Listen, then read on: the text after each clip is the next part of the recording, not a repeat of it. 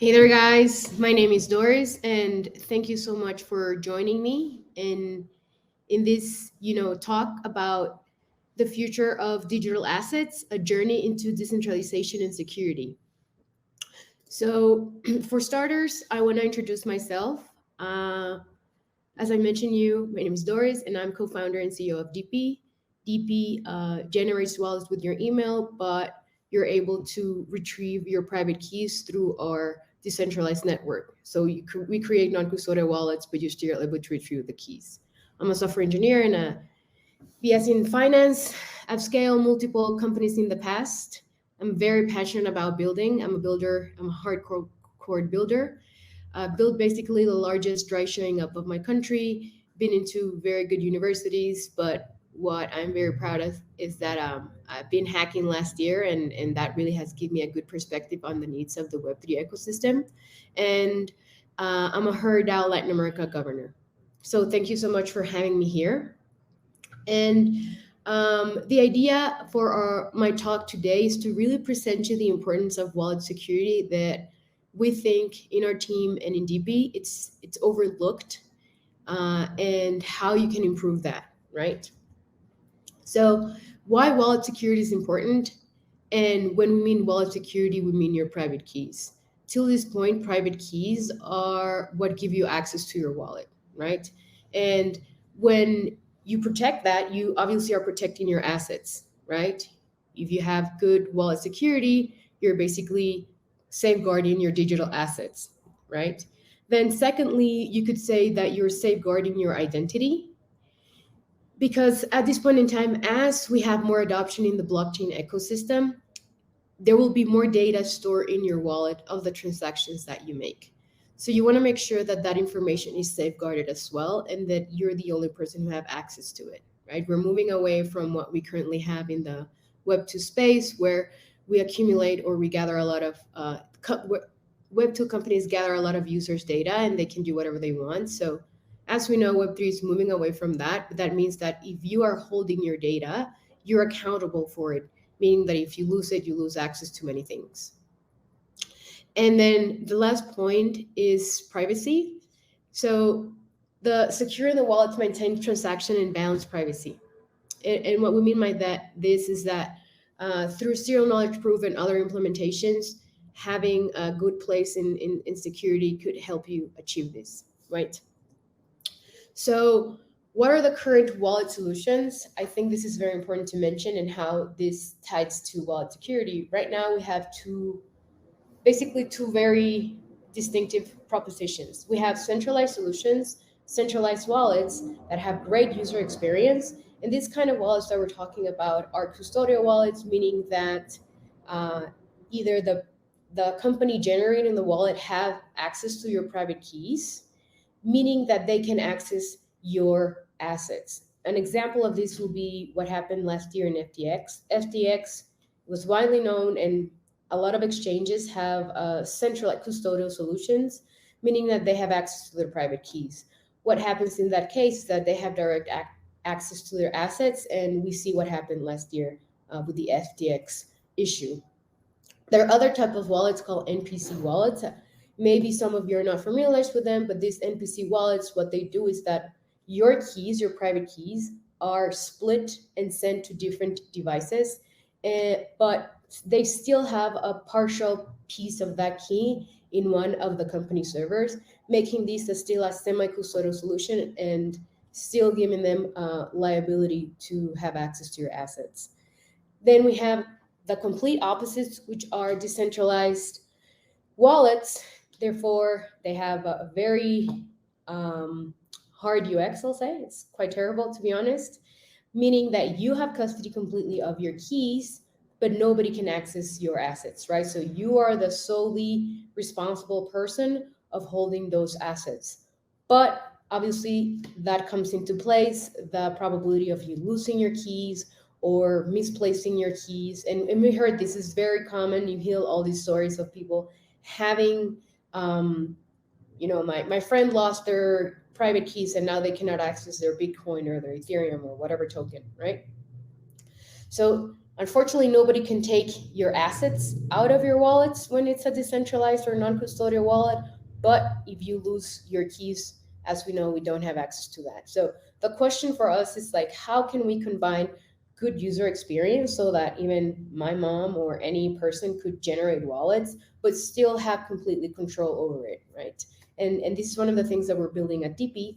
But in general, it's something that we believe that as a Web3 ecosystem, we should be adopting better user experience that always puts the user first in terms of ownership.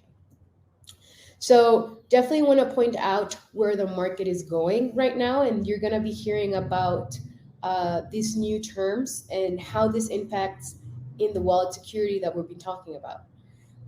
This new standard, this ERC 6551, this was actually released in East Denver by Future Primitive, if I'm not mistaken. And what they're proposing is to make NFTs smart contract wallets. So these are being called right now token bound accounts. And these token bound accounts, what they are basically like, there's obviously, like any Web3, we love lingo, we love more jargon, but in a nutshell, what we're doing here is converting your NFT, an ERC 721, into basically a smart contract wallet. So the NFT itself can hold assets inside of it, right? Imagine making the NFT like a bag, like it becomes the wallet. So this is pretty innovative, and I think it's fantastic for adoption because now you can have all the interaction that the user has with this NFT could be put into this new ERC 6551, which is this new wallet. And you can store tokens, another NFTs, anything that a wallet could store, this NFT wallet can be stored as well.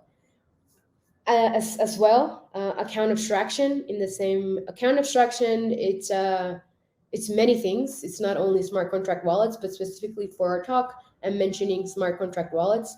Smart contract wallets, at the end of the day, similar to what I was mentioning you, it has multiple functionalities, but at the end of the day, they're a bit different from the current wallets that we see in the market. Current wallets that we see in the market right now are called externally owned accounts. And in either case, whether you have a smart contract wallet, a traditional wallet, or a token bound account, all of them need private keys. And this is the important part of this talk, is that even though we progress and we make better user experience, which is what account abstraction is aiming to do, is reduce that friction in the user experience. We are never moving away from needing private keys, meaning that you need to take the precise measures to save your keys. And the question will be like, how do we save your keys? To be honest, I don't think that the industry right now is at the point where you could say we have good solutions out there, and this is what we're building at Dippi. Right now, you basically have only two options. Either you have self-custody of the key, meaning that you could have Ledger, which is your hard wallet, or you could have a paper wallet, or you could have these put in a safe, right? So there's like very archaic and manual solutions to do wallet security, which we think that as the Web3 ecosystem progresses, these solutions will be more digitalized, but in a way that you don't have single points of failure. So in that sense, and this is what we're building at Dippi, is creating a solution that allows users to spread out, or the protocol will spread out or shard your keys in multiple pieces, so you don't have single points of failure, but you're still able to retrieve your private key, and nobody has your key. So we as a protocol, we don't have access to your key, and nobody else. Only you are the only person who have access to the key. So we've seen other solutions trying to aim to do this, but at the end of the day, what is important for the Web3 ecosystem is that we start building and have more conscience of how private key management at the end of the day, regardless of how many advancements we can see here are being done, we still need to have like security measures to make sure that we don't lose access to our assets, to our NFTs, or to anything that we have regarding to our wallet.